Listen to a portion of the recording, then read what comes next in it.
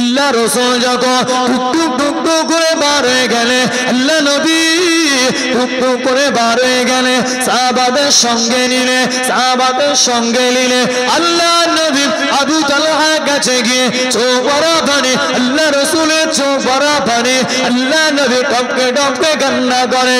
আবু তালহার আব্বাকে বলে তোমার আবু তালহা জানাজাটা আমি নবী পড়াবো।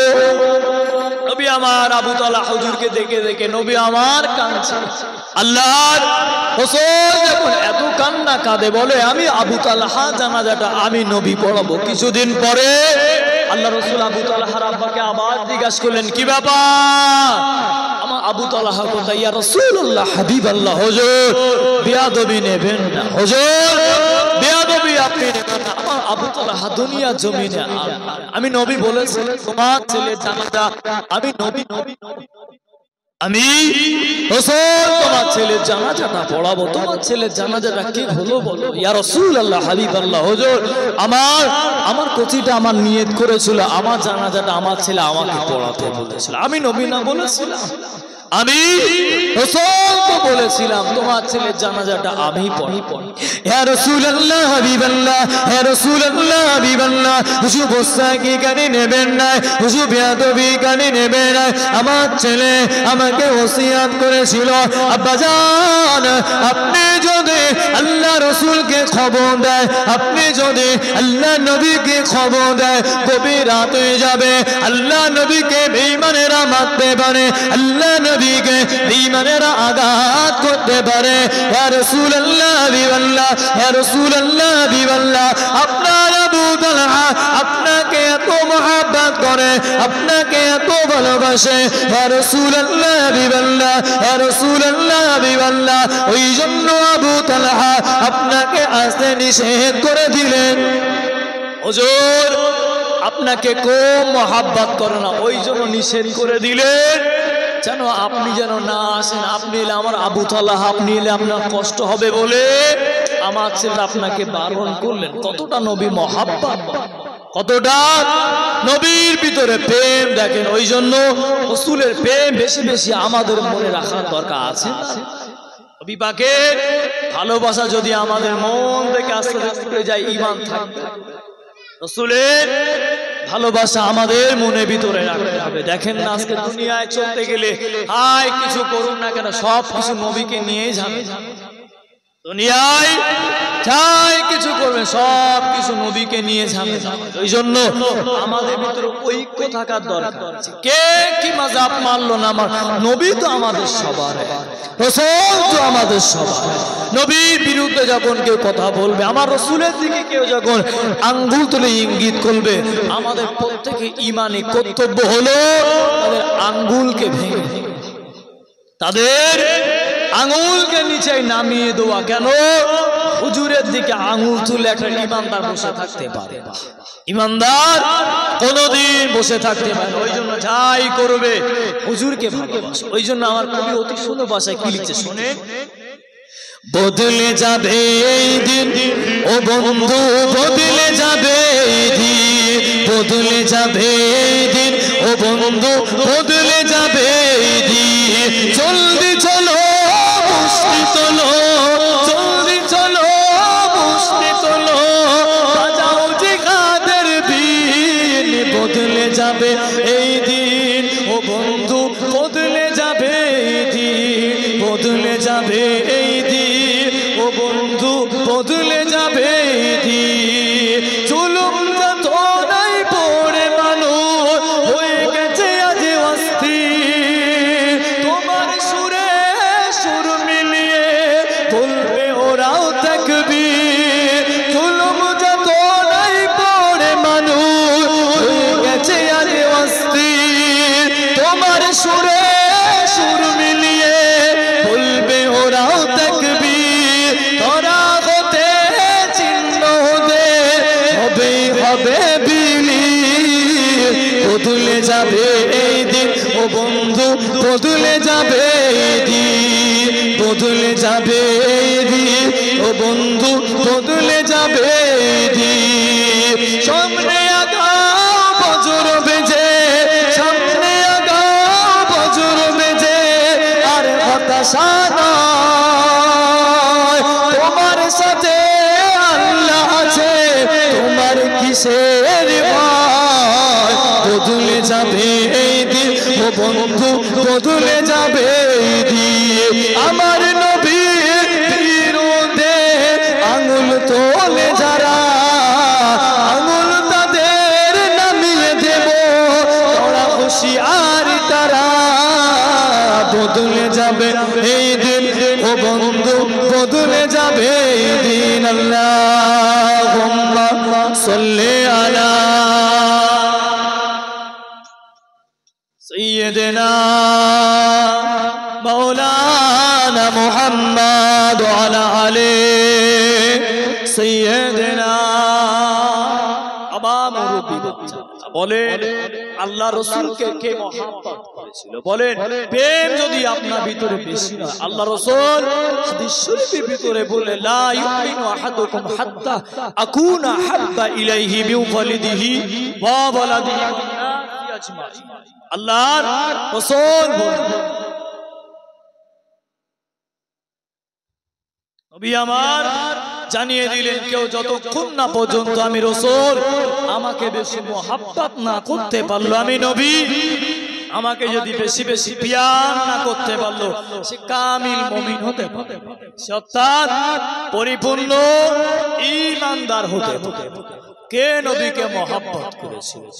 আল্লাহর রাসূলের সাহাবা হযরত ওমর রাদিয়াল্লাহু তাআলা বলে, যখন ছোট ছোট বাচ্চাগুলো ঝামেলা করে, কি বলে ছোট বাচ্চাগুলো যখন ঝামেলা করে কি বলে, তুই আমাদের পড়াতে আসে দেখে আমার বাপের সাথে বলে দেবো অমুককে ডেকে নেবো, জানিস আমাদের পাওয়ার। একবার ইমাম হাসান ও হুসাইন রাদিয়াল্লাহু তাআলা এবং হযরত ওমর হুজুরের ছেলে, তখন অর্ধেক জাহানের বাদশা হযরত ওমর রাদিয়াল্লাহু তাআলা, আল্লাহর রাসূলের সাহাবা ওমর তখন মক্কার প্রেসিডেন্ট হয়েছে। সেই সময় ইমাম হুসাইন রাদিয়াল্লাহু তাআলা হুজুর ছেলেকে বললেন, ওমর হুজুরের ছেলেকে বললেন, এই গোলামের বাচ্চা, বলে নেতা ছেলেকে যদি এইভাবে বলা হয় গোলামের বাচ্চা, গোলাম কষ্ট পাবে, বলে আল্লাহর রাসূলের সাহাবার ছেলেকে বলে, এই গোলামের বাচ্চা, গোলাম। হযরতে আব্দুল্লাহ ওমর হুজুরকে বললেন, আব্বাজান হুসাইন আমাকে গোলামের বাচ্চা গোলাম বলেছে, এত বড় কথা বলেছে? হ্যাঁ আব্বাজান, বিচার আমি। আলী হুজুরের কাছে চিঠি চলে গেল, তোমার ছেলে আমার ছেলেকে গোলামের বাচ্চা গোলাম বলেছে, কি হবে? আলী হুজুর বললেন, হুসাইনকে ডাকলেন, হুসাইন কি ব্যাপার, তুমি এমনটা বললে? আওয়াজ জোর গলায় বলল, আব্বাজান হ্যাঁ আমি বলেছি গোলামের বাচ্চা। কি হলো? না আমার খুব রাগী মা, বিচার হবে। তুমি কোচে একটু কথাটা ঘুরিয়ে বলে দিলে, হ্যাঁ ভুল করে বলবেন, আমি নবী মুহাম্মদ সাল্লাল্লাহু আলাইহি ওয়াসাল্লামের নাতি, আমি ইমাম হুসাইন।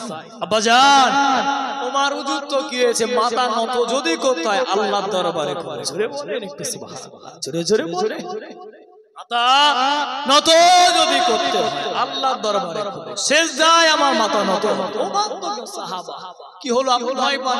আলী হুজুরের হাতগুলো কাঁপছে কেন?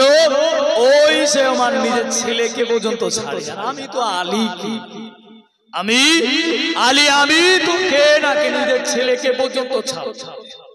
হযরত হুসাইন হুজুরকে চিঠি দিয়ে মদিনা শরীফে ডাকা হলো, মেম্বারে ডাকা হলো, কি ব্যাপার?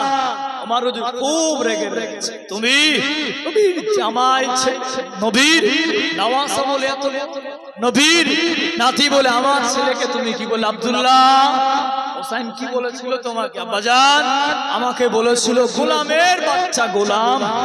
আব্বাজান আমাকে এই কথা বলেছে। সব সাহাবা হুজুরা চুপচাপ। হুসাইন তোমার হুজুর জিজ্ঞাসা করলেন, ওমর হুজুর জিজ্ঞাসা করলেন, কি ব্যাপার তুমি কি বলেছো? হ্যাঁ আমি বলেছি। अल्लाह नबी साहबा हज़रत अब्दुल्लाह रज़ियल्लाहु तआला अन्हु इमाम हुसैन দিলেন আল্লাহ বাবার সামনে মাথাটা উঁচু করে এক বাক্যে বলে দিল, ও ইমামের ইমাম, ও ইমামুল মুসাল্লি, ও খাতামুল মুরসালিন ও আল্লাহ পাকের নবী সাহাবা, ও হযরতে ওমর ফারুক আমিরুল মুমিনিন, তুমি কি বলো? তুমি কি আমার নানার গোলাম ছিলে না? তুমি কি আমার নানার গোলাম ছিলে না? তুমি কি আমার নানার ওযুর পানিটা গিয়ে দিতে না? তুমি কি আমার নানার জুব্বা শরীফটা গিয়ে দিতে না? তুমি কি আমার নানার মিসওয়াকটা আগিয়ে দিতে না? তুমি কি আমার নানার গোসলের পানিটা আগিয়ে দিতে না? হযরতে ওমর চোখ ভরা পানি কেঁদে জানিয়ে দিলেন, ও যুবকেরা, ও আমার মুরব্বি বাপদানেরা, মায়েরা, মহিলাগণেরা, আল্লাহ নবী সাহাবা জানিয়ে দিল, ও হোসাইন তুমি বলো, তুমি কি কথা জানিয়ে দিলে? তুমি কি কথা শুনিয়ে দিলে? আমি দেখেছি তুমি আমার নানার গোলাম ছিলে, আর এটা তো তোমার ছেলে। তাহলে গোলামের বাচ্চা কি গোলাম হয় না? গোলামের বাচ্চা কি গোলাম হয় না? খাদেমের বাচ্চা কি খাদেম হয় না? আল্লাহ নবী সাহাবা মিম্বার থেকে নেমে গেলে, মিম্বার থেকে নেমে ইমামে হোসাইন হুজুরকে বুকেতে জড়িয়ে ধরার পরে আলীকে ডেকে বলে, ও নবী পাকের সাহাবা, ও নবী পাকের জামাতা, তোমার হোসাইনকে কি বলবে? একটা কাগজের মধ্যে সই করে দিতে, এইটা লিখে দেবে আমি আল্লাহ নবী খাদেম ছিলাম। বলে তোমার ছেলেকে বলে কি বিচার করলো? সব সাহাবারা অবাক হয়েছিল, হয়তো হোসাইন তোমার কেন এত বড় কথা বলার পর তারপরে হোসাইন হুজুরকে বললেন, এক কাজ করে একটা কাগজে করে খাতায় করে নামটা লিখে দাও যে ওমর অমুক অমুকের ছেলে ওমর আল্লাহ রাসূলের গোলাম ছিল। সুবহানাল্লাহ বলে, কেন কিছু হোক, আমি জান্নাতের সার্টিফিকেট পেয়েছি তো ফিরেছি না জানি আল্লাহ যদি আবার আমার থেকে সার্টিফিকেটটা তুলে নেয়, তখন আমি ওমর আমার উপায়টা কি হবে? আমি ওমর আমার জিন্দেগিটা কি হবে? হুসাইন তুমি কি পারবে সই করে? মান বলল, হ্যাঁ কেন পারবো না, সই করে দেব। আমি নিজের চোখে দেখেছি তুমি আমার নানার খেদমত করো, আমি আমার চামড়া চোখে দেখেছি তুমি আমার নানা জানের খেদমতটা করতে, তুমি তো গোলাম। ইমাম হোসাইন লিখে দিলেন, তারপরে সবাইকে সাক্ষী রেখে বললেন, আল্লাহ নবী সাহাবা সবাইকে সাক্ষী রেখে জানিয়ে দিলে, ও নবী পাকের সাহাবারা, আমি হযরতে ওমর রাদিয়াল্লাহু তাআলা আনহু আমি আজকে বলে গেলাম, আজ থেকে আমি যদি ইন্তেকাল করব, আমি যদি দুনিয়া জমিন থেকে বিদায় নিয়ে চলে যাব, এই কাগজটা আমি ওমর আমার কাপড়ের ভিতরে দিয়ে দেবে, এটাকে আমি সাক্ষী স্বরূপ রেখে দেব। কি বুঝলে? জান্নাত প্রাপ্ত জান্নাত প্রাপ্ত আবার চিন্তা হয় না জানি আমার উপায় কি। একবার হযরত সিদ্দিক আকবর রাদিয়াল্লাহু তাআলা এবং হযরত ওমর রাদিয়াল্লাহু তাআলা দাঁড়িয়ে বিভিন্ন কথাবার্তা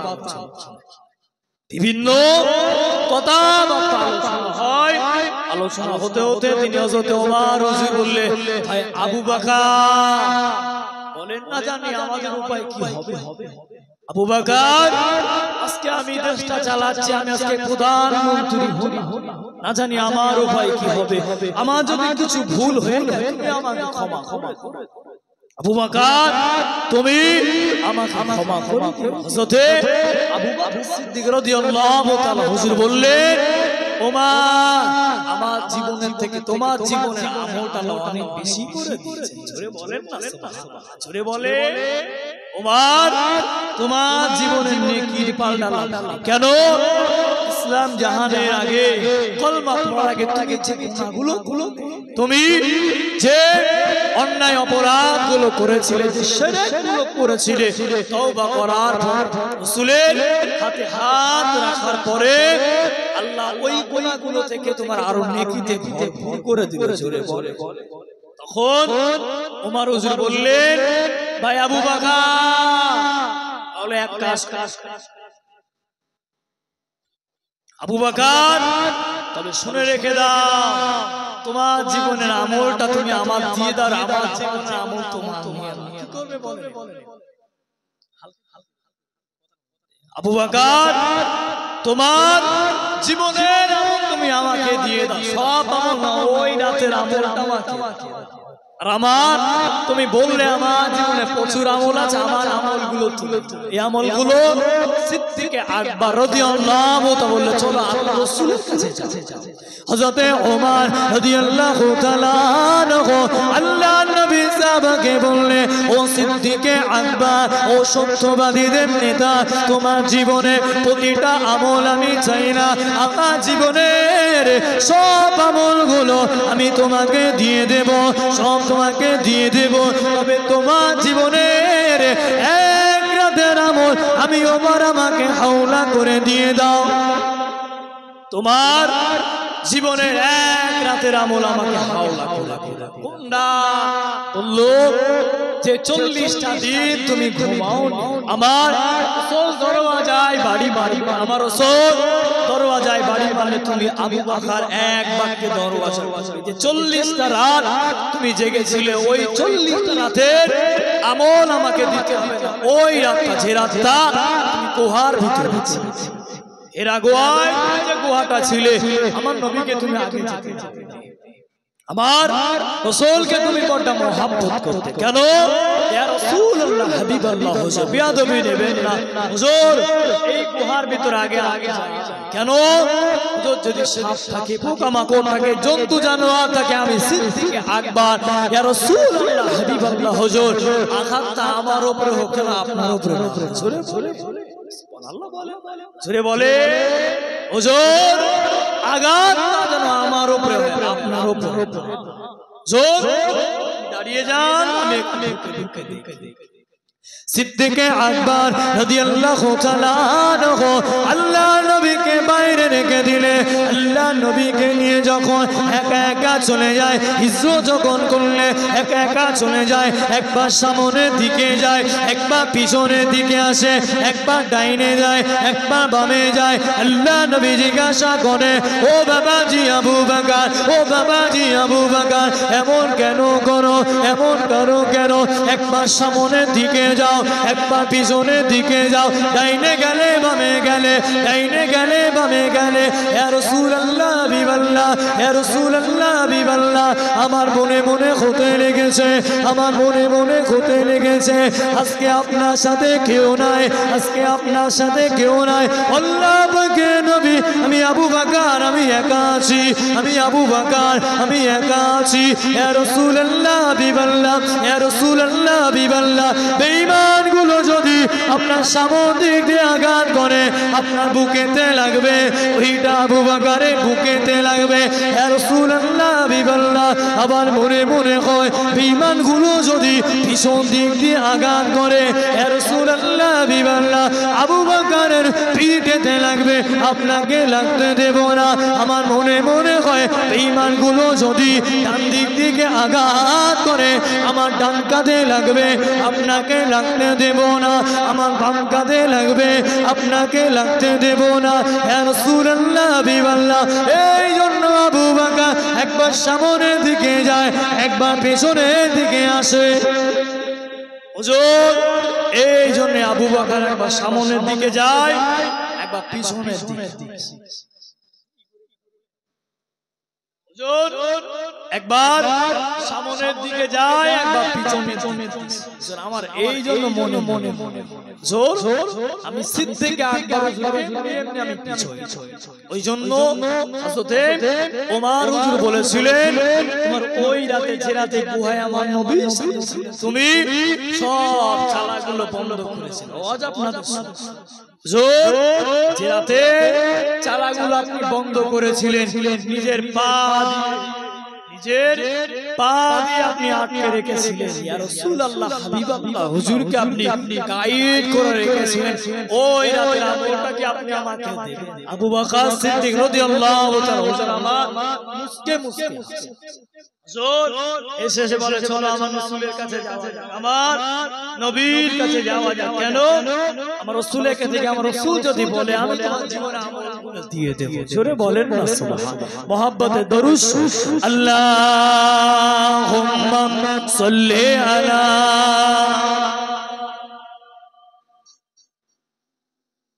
ওয়া আলা সাইয়্যিদিনা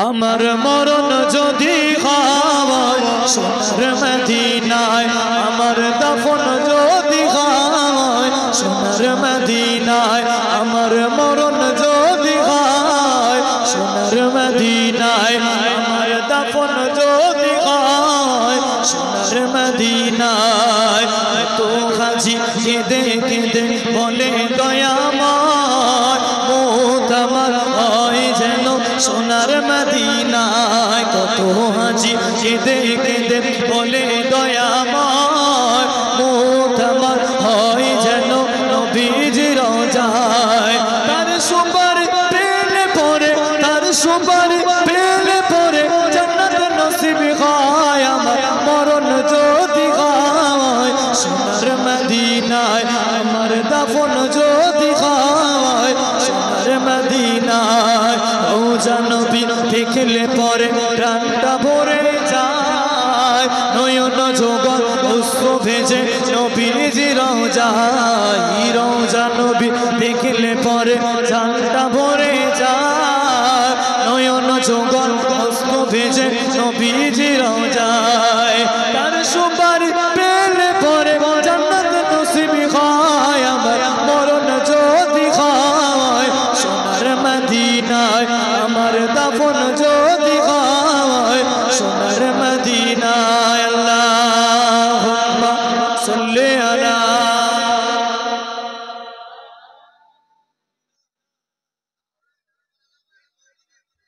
ওয়া আলা আলি সাইয়্যিদিনা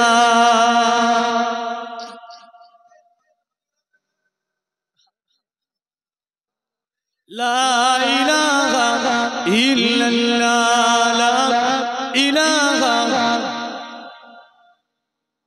বলেন আল্লাহ নবীকে নবীর বেকার নবীকে যদি বেশি মহব্বত না করতে পেরেছেন আমি প্রথমে হাদিস শরীফ বললাম কোনদিন নিজেকে কামেল মুমিনের দাবি করতে সব কিছু আগে নবী ছাড়া রাস্তা নাই নবী ছাড়া আমাদের কোনো ওই জন্য আমার রাসূলকে বেশি বেশি মহব্বত সাহাবা হুজুররা আমার রাসূলকে যেমন মহব্বত করেছিল আপনারা মাসি সেই মহব্বতটা ভিতরে নামাজ সবাই পড়ি বলে কজনের নামাজ কবুল হয়েছে কজনের নামাজ কবুল হয়েছে ওটা ইমাম সাহেবকে ভুল ধরতে নামাজ হলো কি হলো না দেখা ইমাম সাহেবকে ভুল ধরতে আমার নামাজটা হলো কি হলো সুন্নাতটা মানলাম কি মানলাম না ইমাম সাহেব ও ঠিক বলে না দিদি আমার নীতিটা পরিবর্তন আমি সূরা মুলকটা জানি আমি দোয়ায় কুনুত করতে জানি কিন্তু ইমাম হুজুরকে ভুল ধরতে সিধে ইমাম সাহেব আপনি এটা করলেন অথচ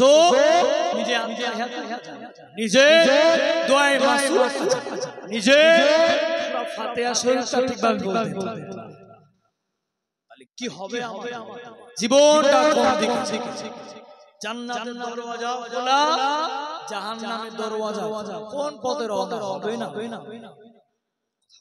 বলে এদিকে জান্নাত খোলা জান্নাত প্রতিদিন আমাদের ও আল্লাহ পাকের নেককার বান্দা ও আল্লাহ পাকের হাজী ও আল্লাহ পাকের রহমতের বান্দা তোমরা আমার কাছে কবে আমি জান্নাত তোমরা জানো না গাছের আপেল পড়ে জান্নাতের ভিতরে পড়ে তোমরা কবে ওদিকে জাহান্নাম ডাকে তোমরা কবে আমার খোদা লেগেছে কোন রাস্তায় বলে কোন রাস্তায় জান্নাত ডাকে জান্নাতের গাছের ফলগুলো পেকে পেকে জমিনের নিচে তোমরা খাবে এদিকে জাহান্নাম ডাকে ওদিকে আমরা থাকতে হবে না তুমি আমাদের দিকে এসো কোন রাস্তায় যাবে জান্নাত অত সোজা না জাহান্নাম যদি পরিবর্তন জীবনটাকে যদি চেঞ্জ না করতে পারে সব কিছু পারলে আলেম ওলামার কাছে বসে বসে কিছু শিখ পারলে মসজিদের ইমাম সাহেবের সাথে বসে বসে শিখ এছাড়া আমাদের দুনিয়া বেশি দিন যতদিন যাবে বেদাত শিরকে যেগুলো নবী করিম সাহাবা হুজুরা ওই নতুন নতুন নিয়ম আলেম ওলামা নিয়ে চলে কোন পথে এই হাদিস থেকে দলিল দেও হাদিস কেউ নামাজে ও দলিল দেয় বলে আবার নবীর নিচেও বুখারী নামাজ পড়তে পড়তে আঙ্গুল কেউ এই রাখে কেউ এই দেখছে আবার কেউ নিচে একবার তুলে লাভ কোনটা ও দলিল দেও কোন আপনার উত্তর দেবেন আপনি কি জানেন ইমামকে ভুল ধরলে ইমামের কাছে গিয়েছি ভাই আমি একটা মসজিদের ইমাম জানি কি এমনি কথা বলে হুজুর হাইয়া আলাস সালাহ হাইয়া আলাল ফালাহ তখন ইমামকে দাঁড়া 2 মিনিট আগে মিম্বারে বসে নিয়ম সাধারণ মানুষ যে সূরা ফাতিহা শরীফটা পড়তে জানে যার ভিতরে নবী পাকের আদর্শ সুন্নাত যার ভিতরে নাই কিভাবে একটা আলেমকে বলে তোমাকে ডাকতে দিনটা কোথায় অথচ ছোট্ট নামাজ তো দূরে যাক এক রাকাত নামাজ পড়া মেম্বারে গাটা ঠক করে ইমাম সাহেব না থাকলে কি জানে আলেম ওলামাদের সম্মান আলেম ওলামাদের ভালোবাসে গ্রামের ইমামদের বর্তমানে স্বার্থপর হয়ে গেল মেয়ের বিয়ে ইমামকে দাওয়াত করলে বিয়েটা পড়াতে ছেলের বিয়ে দাওয়াত খাও বিয়ে পড়াতে বুঝলেন না এর বিয়েতে দাওয়াত হুজুর কখন চলে ছেলে যখন বিয়ে করবে নীতিটা মানতে যদি হয় মানার মতো ধরবেন তো ধরার মতো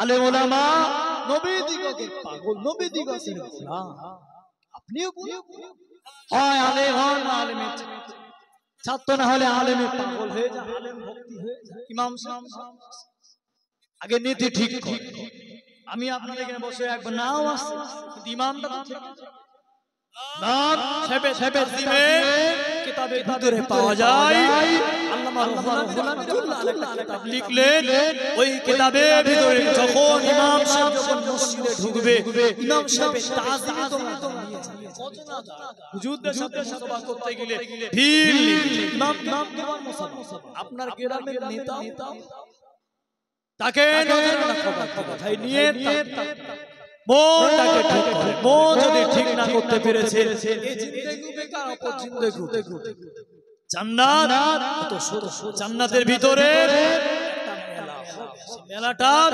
মাজিদ মাঠে মেলা হবে প্রচুর বড় একটা সিংহাসন প্রচুর বড় স্টেজ করা হলো আগে যুবকগুলো প্যান্ডেলগুলো বলতে হলো আলেম ওলামা হতে জান্নাতের ভিতরে ওই জায়গায় যে সভাটা হবে প্রতিটা নবী রাসূল জান্নাতের চেয়ারে সব পিছনে বসে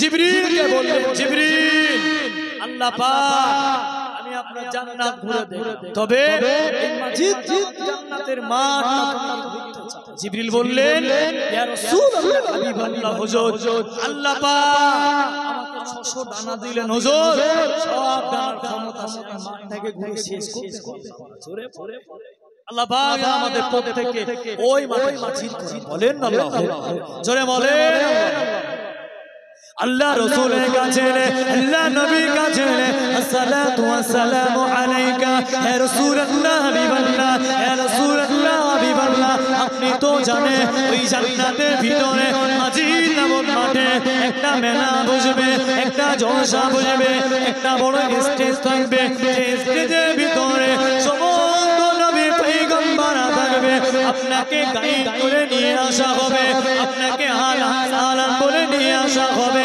ইয়া রাসূলুল্লাহ হাবিবাল্লাহ তিনটে চেয়ার থাকবে সবটা চেয়ার পিছনে কাতারে থাকবে তিনটে চেয়ার সামনে থাকবে তিনটে চেয়ার সামনে থাকবে ইয়া রাসূলুল্লাহ হাবিবাল্লাহ ইয়া রাসূলুল্লাহ হাবিবাল্লাহ আপনি কি জানেন ওই মাঠের ব্যাপারে জানেন জিবরিল বলতে লাগলো নকশাটা জানলো ইয়া রাসূলুল্লাহ হাবিবাল্লাহ আমি জিবরিল ওই মাঠটা যখন ঘুরতে লাগলাম ওই মাঠটা যখন ঘুরতে লাগলাম ইয়া রাসূলুল্লাহ হাবিবাল্লাহ ওই মাঠটা ঘুরে ঘুরে আমি শেষ করতে পারলাম না ওই মাঠটা ঘুরে ঘুরে আমি শেষ করতে পারলাম না 100 ডানা ছেড়ে দিলাম হাঁপিয়ে গেলাম 200 ডানা ছেড়ে দিলাম আবার আমি হাঁপিয়ে গেলাম আল্লাহ পাকের নবী আমি 600 ডানা ক্ষমতা শেষ হয়ে গেল আমি জিবরিল আর চলতে পারি না আল্লাহ পাকে সিজদায় পড়ে গেলাম হুজুর আমি জিবরিল চলতে হুজুর ওই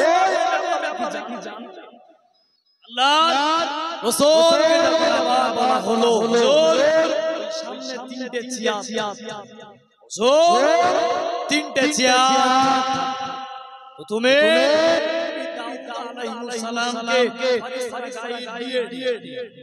জান্নাতের ভিতরে ঘোষণা করে দেওয়া হবে আল্লাহ পাক বলে দেবে আল্লাহ পাক ঘোষণা করে দেবে ও গুরুগিরে বারেরা তোমাদের কাজ হলো প্রতিটা জন্য আগামী সামনে এই মাহফিলের সামনে রাজকীয় সিংহাসন দিয়ে দাও বড় বড় চেয়ারগুলো ফেলে দাও সোনার চেয়ারগুলো ফেলে দাও রূপোর চেয়ারগুলো ফেলে দাও আমার বান্দাগুলো এই চেয়ারে বসে আরাম করতে থাকবে সবাই চেয়ারে বসে বসে অপেক্ষা করতে থাকবে পিছনে নবী রাসূলগুলো বসে থাকবে আল্লাহ পাকের পয়গম্বরগুলো পিছনে বসে থাকবে এমন একটা সময় সবাই